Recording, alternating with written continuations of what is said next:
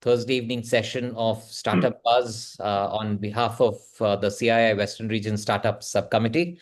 As you all know, we have the Startup Buzz session every Thursday, 5 p.m. And I think over the last few months, one could actually set our watches when we start off. This evening, I promise you a very engaging and exciting session with Prasana Krishnan, who is the co-founder of FanCode. Over the next 40 odd minutes, I hope to uncover some of the revolutionary stuff that FanCode and their team has done. Right. So warm welcome to you, Prasanna. Thank you. Thanks a lot. And it's really a pleasure to be here. Looking forward to this. Absolutely. I'm going to, jump into, this session. And I think it's looking forward to a really lovely one. I think over a period of time, sports tech, right, has actually changed fan engagement and how sports is watched. And I go back to the time when, either you watched a live match, came back, which was a total one-way engagement, or you sat in front of the television via appointment viewing and watched what was given to you with a set of, professionally trained commentators, right? But all that has been changing. And I was keen to know how this change has happened from linear to digital. How, you've made things interactive for viewers. But before you go into that, Prasanna, if you can, go back in time a little bit and tell us when and where this idea popped up for FanCode. Great. It's an interesting question, and how it actually all evolved is me and Yannick, when we started this together, both of us have been in this industry and have been extremely passionate sports fans for quite a long time. It's something we've grown up with, watching and trying to understand over the last couple of decades, watched how this industry has been evolving. In one of the most interesting things in development in the last decade or so has been that on the linear television side, there was a massive explosion and growth in the broadcast sector itself, the number of channels focusing on sports, the real estate being made available for broadcast with the way television, digitization, everything had evolved.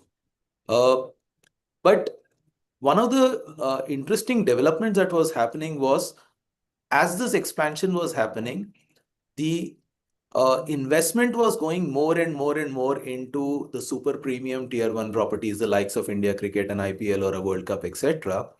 And what was also evolving was that people were actually consuming that in the lot more different languages, the breadth, the depth of coverage of each of these events in terms of multiple language feeds, etc., was happening a lot.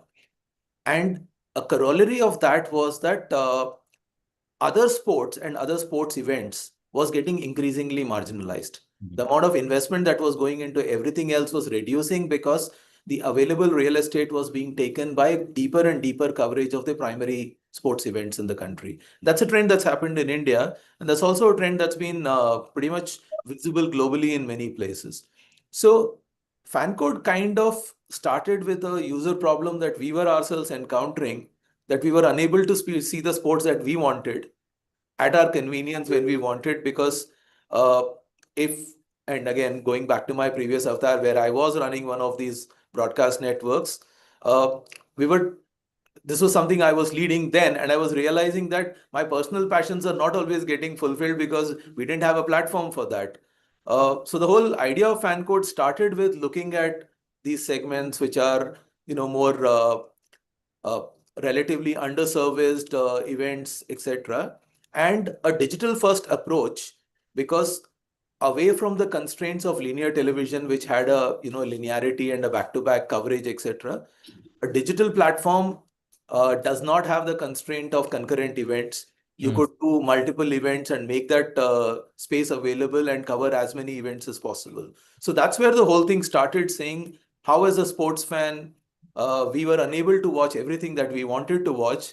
And what we realized was, it is a genuine problem amongst a lot of sports fans, and a number of events that they were wanting to see. if we were able to aggregate enough of these audiences across multiple events, it was a substantial user problem. And that's what we set out to address. And yeah, it's been 6 years now, 6.5 years, and it's been a very, very interesting journey.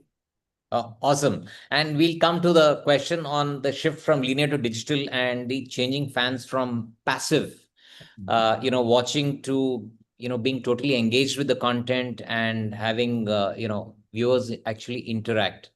I mean, we've clearly seen, and I think FanCode has done a lot in that space. So would love to know more about how FanCode has shaped this changing behavior from passive viewership to actively engaged viewership. Um, you know, the in this in the digital era, as we've all been seeing, the concept of linearity is really not as prevalent as it used to be. Sports being the exception. Entertainment today has substantially moved to on-demand versus an appointment viewing concept. Uh, Sports still, obviously, because of the nature of being live, is extremely dependent on appointment viewing. Uh, and it is obviously the most unfiltered form of reality show where the outcome is what keeps everybody engrossed. And when we when you again take this appointment viewing fact apart, one of the things that was happening a few years ago was that digital was just being used as alternate distribution platform besides uh, a DTH or a cable and the likes of that. Uh, the power of digital was something which was still evolving, and people were not really as focused on unlocking the power of digital, because unlike all the other mediums, which is unidirectional, digital allows you to be interactive. It provides you a lot more flexibility, and we've seen that across other sectors and all, that two-way interaction is a given in a digital environment. However, entertainment was not really doing enough of that. uh, I don't think we have still, we're still at early stages of that. We haven't really, I would say, we're still uh, a long way to go in terms of unlocking the full power of digital. But uh, that's the direction we have been taking. So, like going on to this, what it has enabled us to do, for instance, is concurrent multiple events being made available, sheer unlocking coverage of events. Another thing in digital, for instance, is that people are a lot more forgiving in terms of uh, the stream quality, etc. If you are making them available events that are difficult to reach. So where we have been able to make a difference is being able to unlock local and regional events and bring them live to users, which otherwise they had no access to, which in a traditional broadcast environment was very difficult to achieve because of sheer logistics and costs. Uh, the third aspect of it is engagement and interactivity.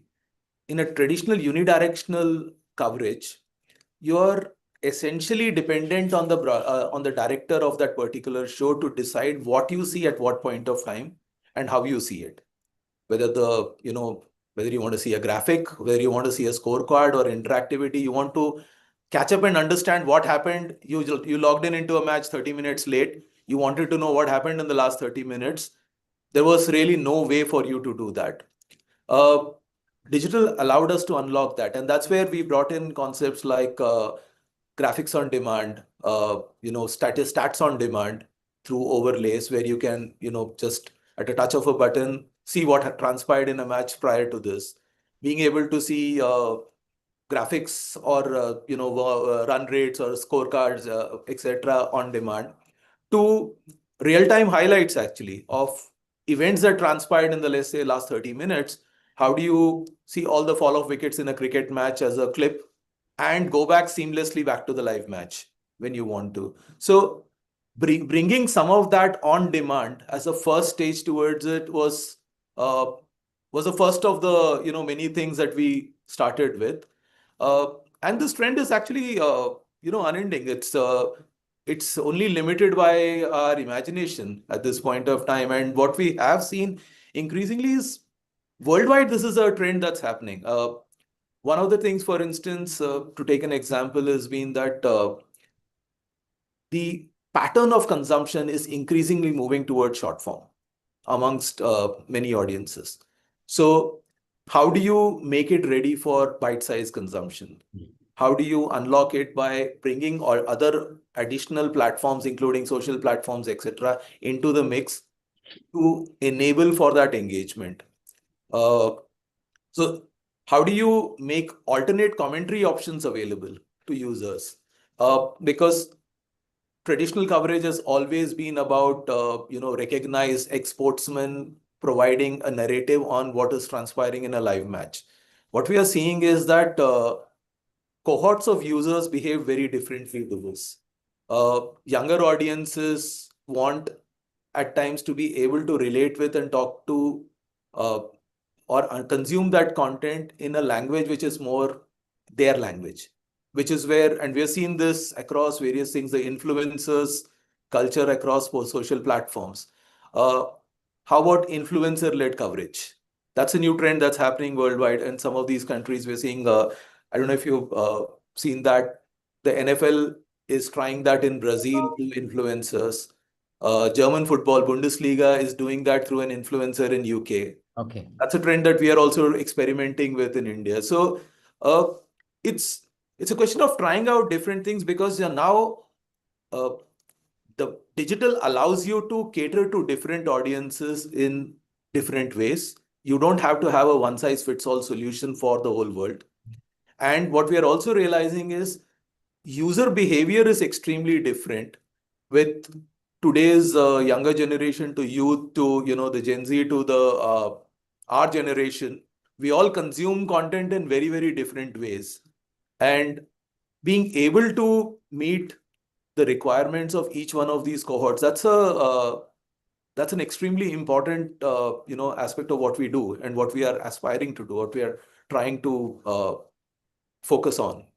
That's wonderful. And coincidentally, there's a question. In fact, the first question that popped up from the audience here was, how has fan behavior changed post the streaming revolution, especially among Gen Z and digital first audiences? And Prasanna, I think you've sort of captured that very well.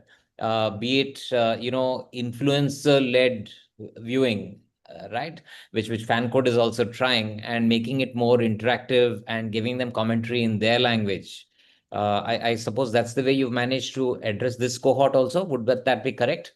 We are trying to do that. We have done a few POCs in that area, and just looking into the future, I think these are kind of things that are going to become par for the course. Yes. There will be a traditional produce feed, which would be the standard feed, and there will be various variants of that, which will keep coming up as we go along, which could be micro communities, which could be influencer-led chat rooms. It doesn't have to be even one feed catering to everyone. It could be, and some of it is we are already seeing that in social media. It's a question of how and when what's going on in social media merges with what's going on in a broadcast platform.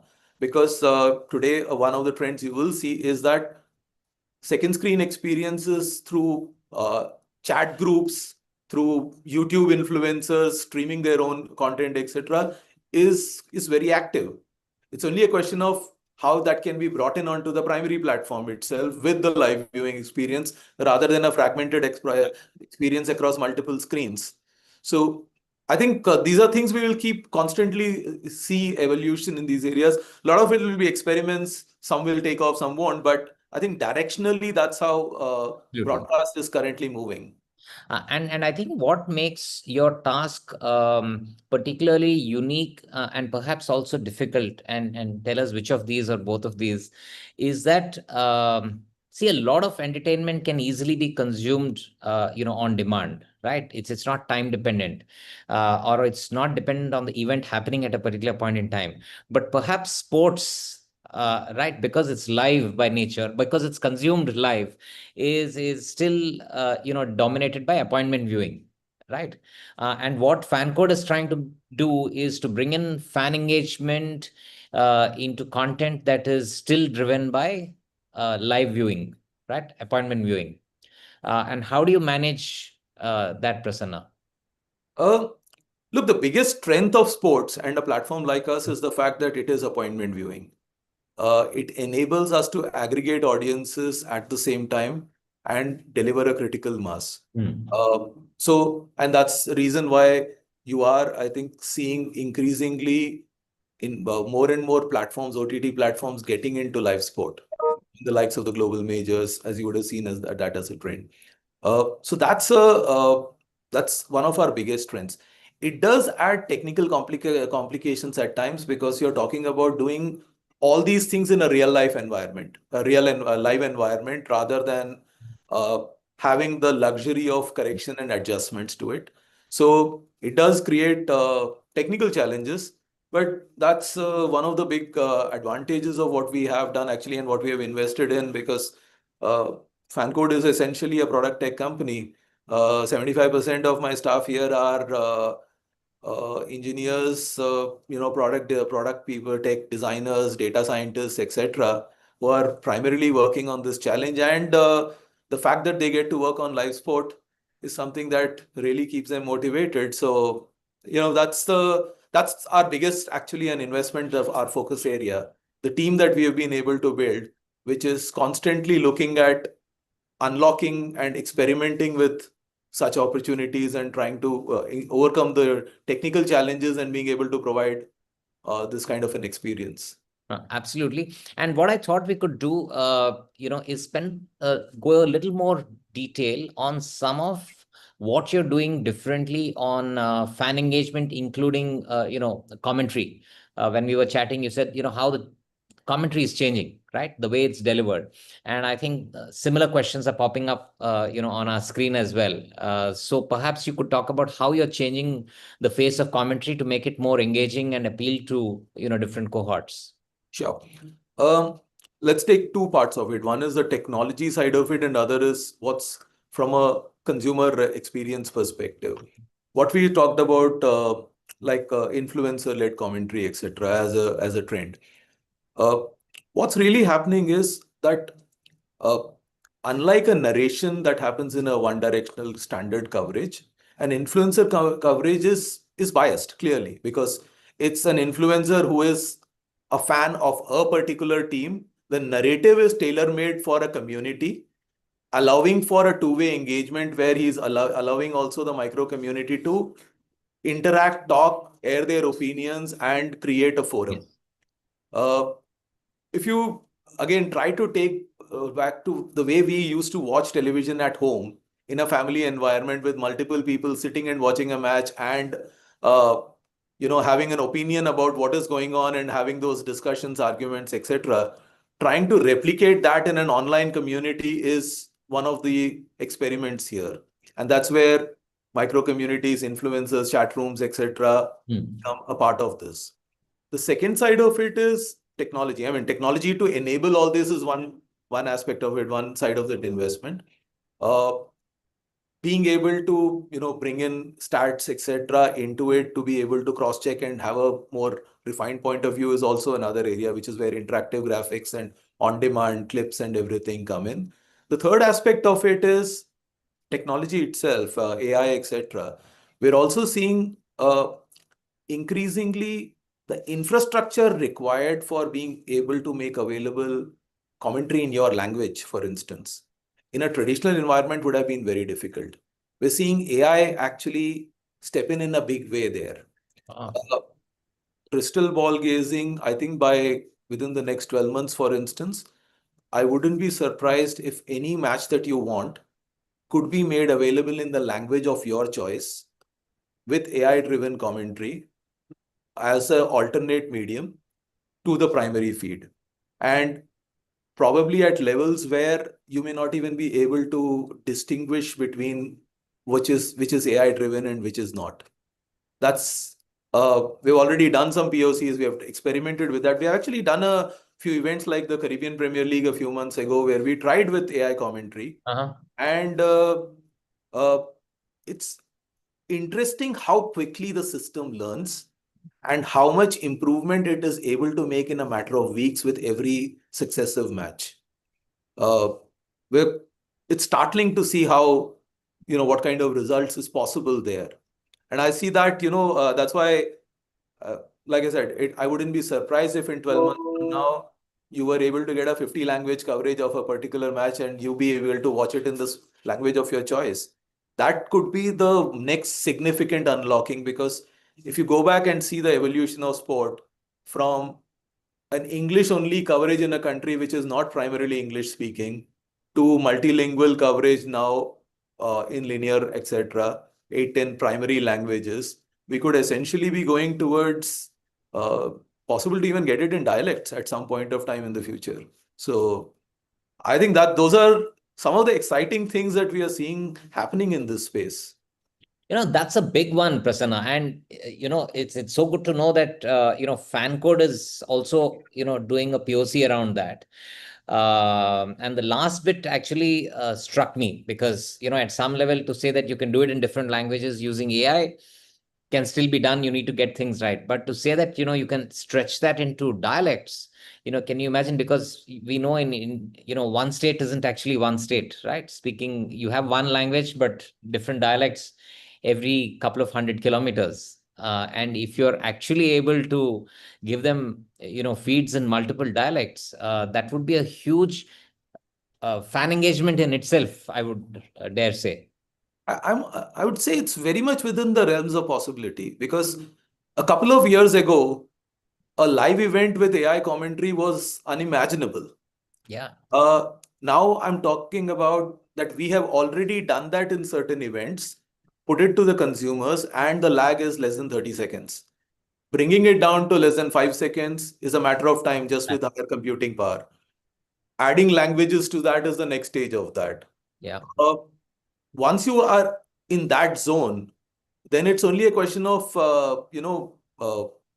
compute power and technology taking it over. So today, yes, going down to dialects will be difficult because training the systems is going to take time. true. But training the system took time even for the first version of Hindi. Every incremental development is much faster than the previous one.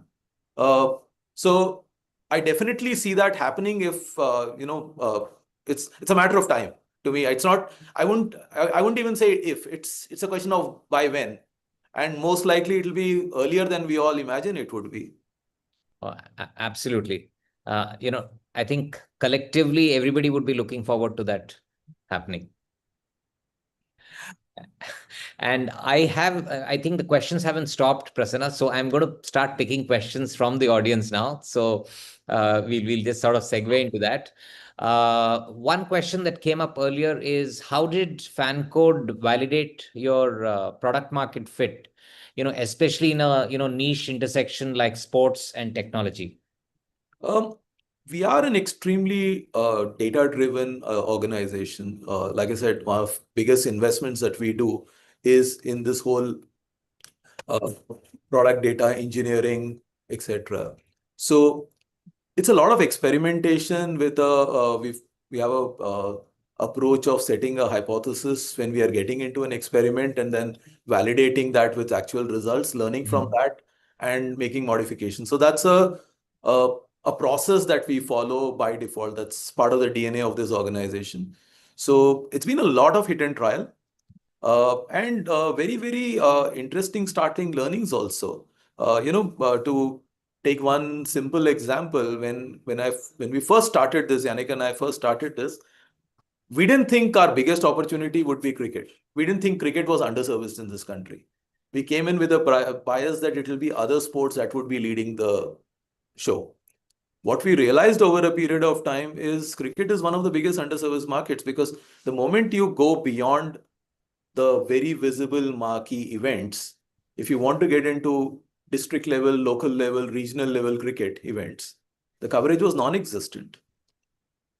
Uh, Similar thing on unlocking domestic events in a big way, other sports also. So all this is where uh, we've also learned as we go along. We've tried out a few experiments and seen that there is very significant demand, among viewers.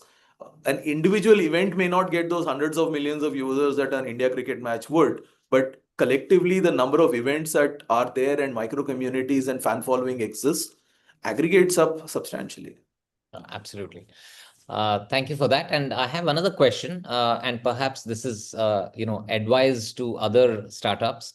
In a market that's crowded with entertainment and streaming options, how can startups stand out with unique fan engagement models? And clearly, you guys have done a lot of that, but tell them more.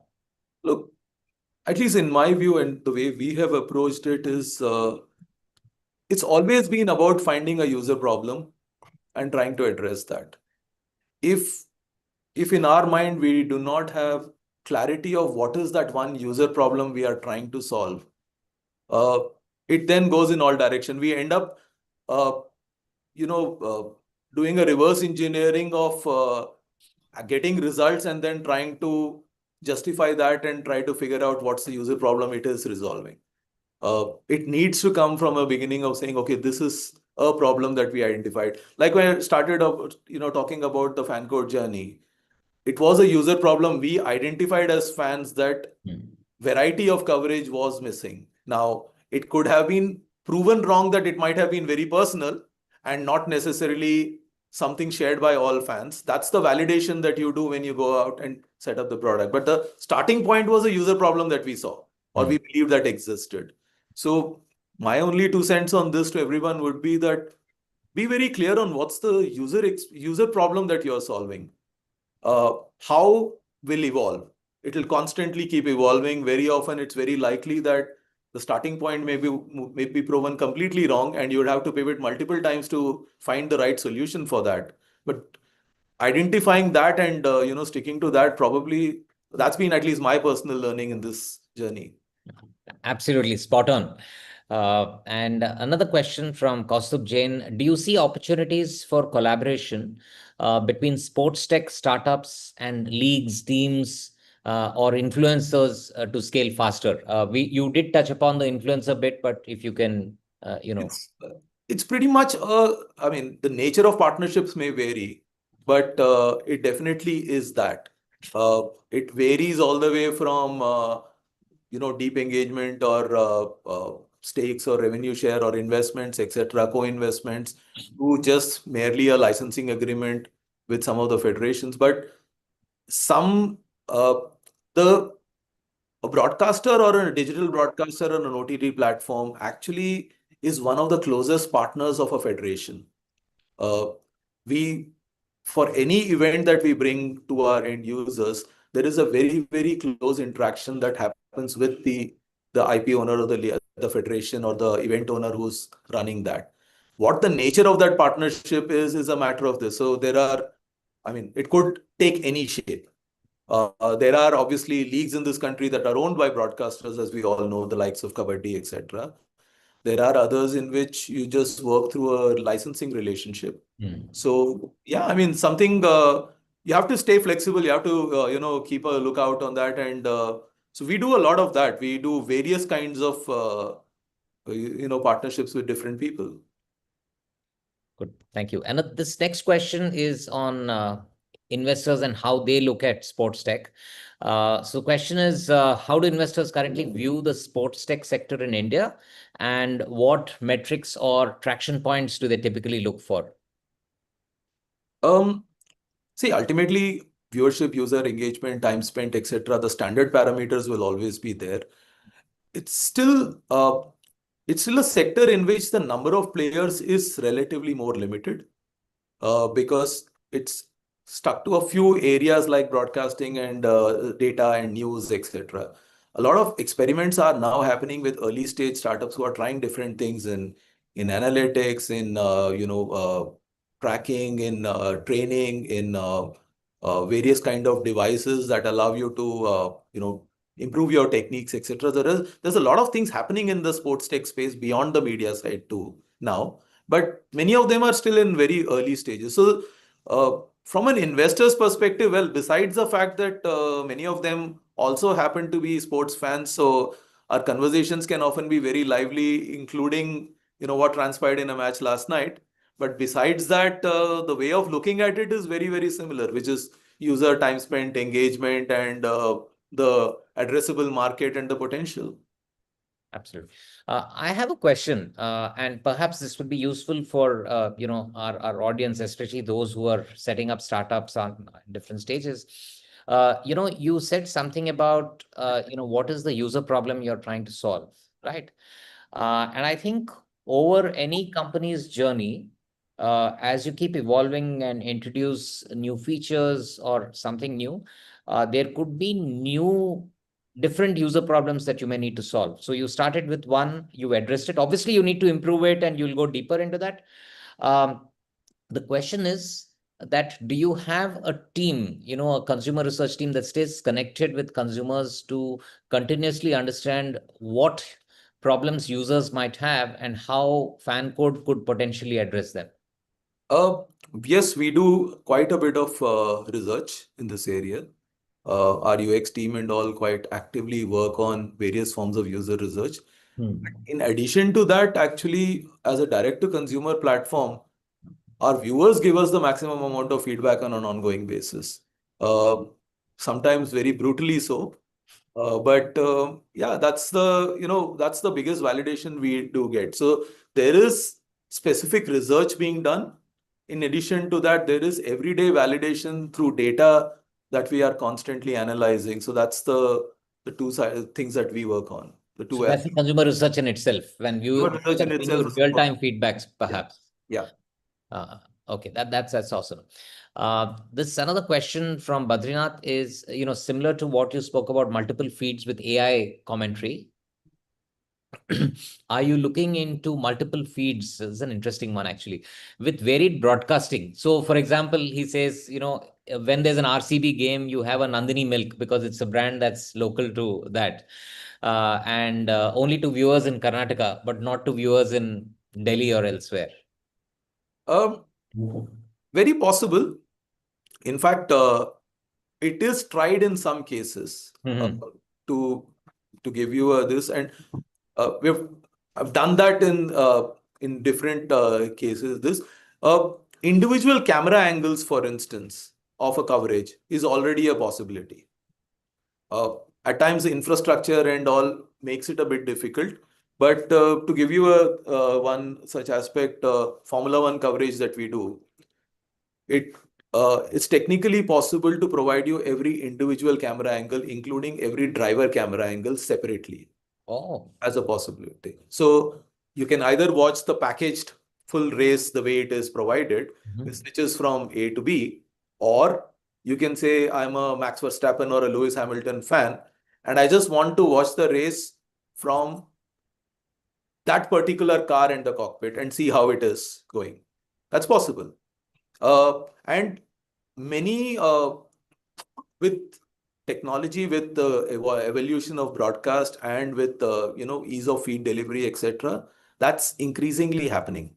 Uh, Example of stuff like FIFA World Cup, etc. Every individual camera angle, including a Team A camera angle and a Team B camera angles, are available.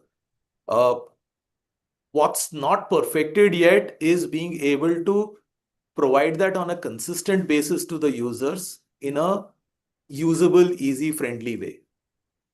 The challenges around that. But again, uh, it's directionally going in that area. So it's not only language tracks or audio commentary or anything that will get personalized. Coverage itself will get personalized over a period of time.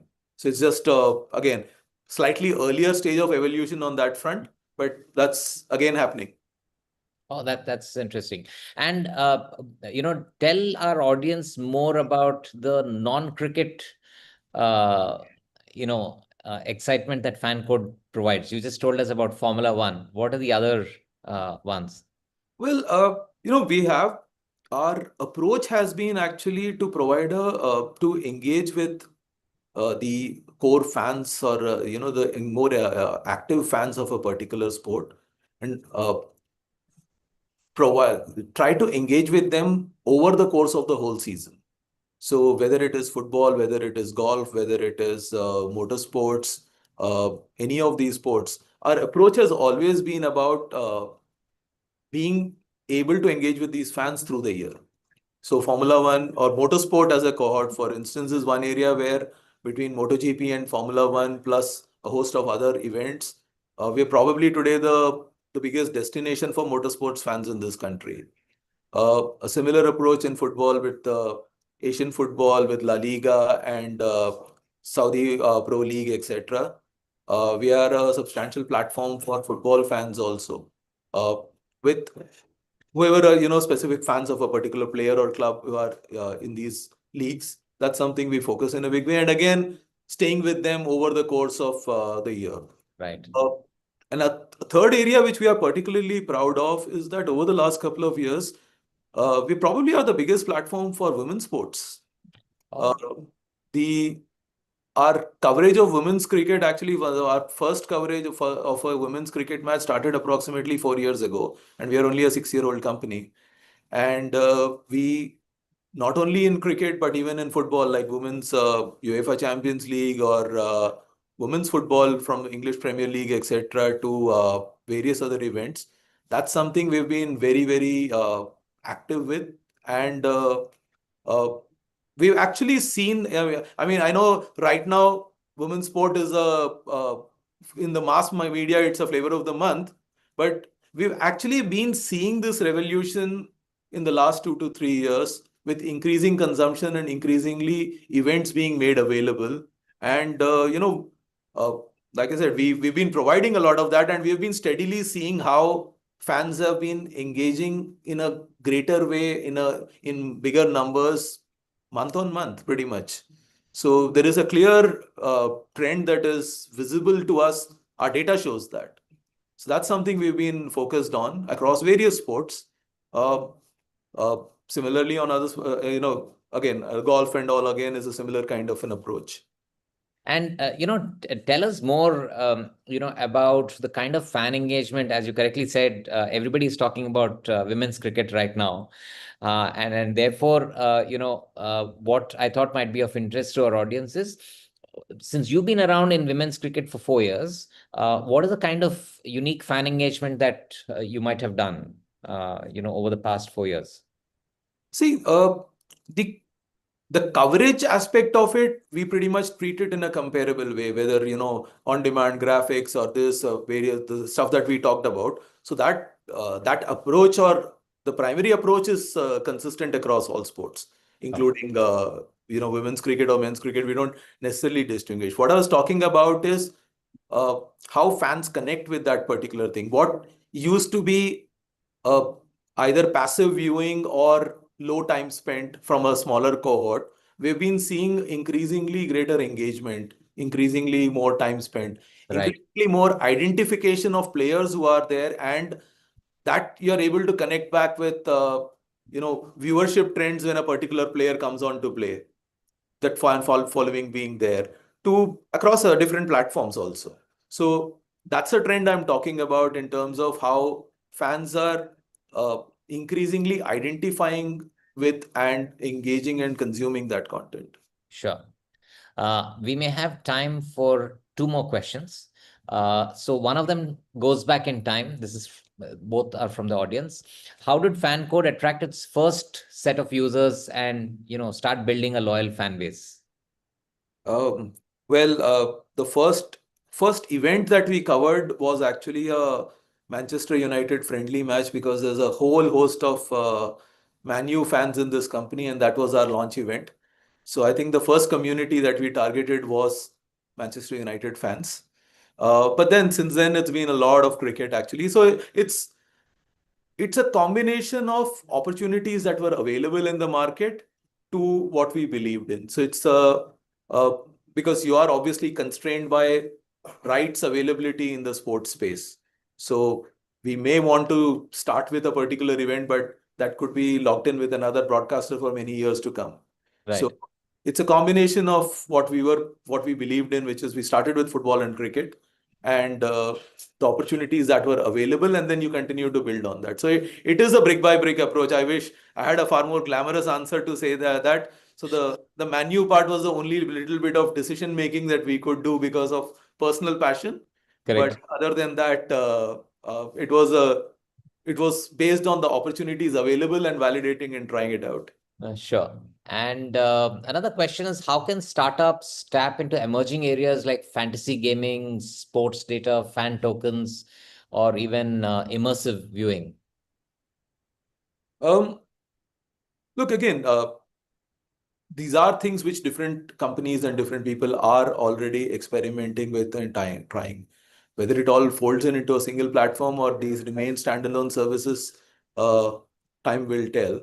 Uh, Again, goes back to, is the user problem there, and to what extent, and is there an adequate number of people who are facing that or engaging with that area? So fantasy, again, gaming has been an area where it's definitely getting bigger. So that is one form of fan engagement that definitely exists. Uh, Tokens and all, not really an area I've studied as much, to be quite candid.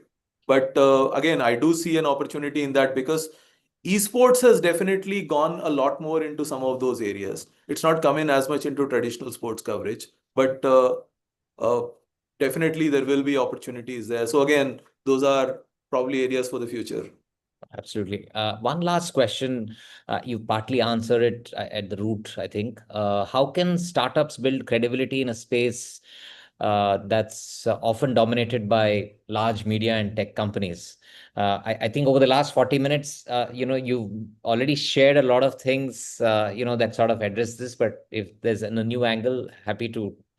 Look, ultimately, it's about finding the space that you are catering to, because you, at least our experience has been that you, we've never started by chasing scale.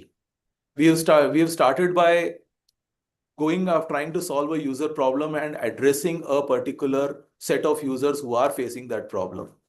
After a point of time, that's what that's what where you start building a momentum. Again, it would be unrealistic to start looking at the behemoths in this industry and start by saying, how am I going to take them on, or what am I going to do in that area?